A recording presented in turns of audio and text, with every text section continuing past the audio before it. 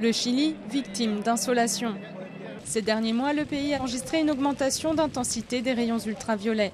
Le printemps a connu des taux de radiation similaires qu'en été et chaque jour, il faut se protéger davantage. Les experts pointent du doigt la diminution de la couche d'ozone qui chaque année s'aggrave, avec un danger pour la santé, le cancer de la peau. Une diminution de la couche d'ozone de 1% représente une augmentation de 3% des cancers de la peau. Et pendant l'année écoulée, la couche d'ozone a diminué d'1,2%. Si les gens continuent de s'exposer comme ils le font, on aura 3% de cancers en plus. Dans ce petit atelier de Santiago, le physicien Ernesto Gramsch a construit des objets curieux mais pourtant d'une grande utilité.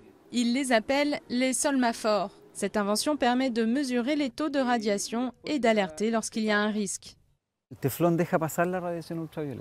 Le téflon, ça laisse passer les rayons ultraviolets. Ensuite, le signal sort ici, ça arrive à l'intérieur, puis il passe par un circuit électronique et ça active la lumière correspondante. En 10 ans, les décès pour cancer de la peau ont doublé. Le Chili prend donc le problème très au sérieux, au point d'avoir mis la protection solaire dans ses textes de loi. Ainsi, les entreprises doivent obligatoirement informer leurs employés du danger, surtout pour ceux qui travaillent à l'extérieur. Elles ont aussi l'obligation de fournir les protections nécessaires. Nous, ici, nous nous protégeons beaucoup.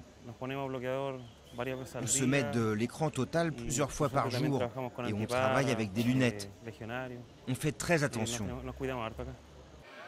La seule recette pour éviter le cancer de la peau reste la protection solaire, avec des crèmes et des vêtements aux manches longues, surtout aux heures les plus dangereuses. Et ne pas oublier qu'une peau dorée est une peau abîmée, car le bronzage est en réalité une défense face au soleil.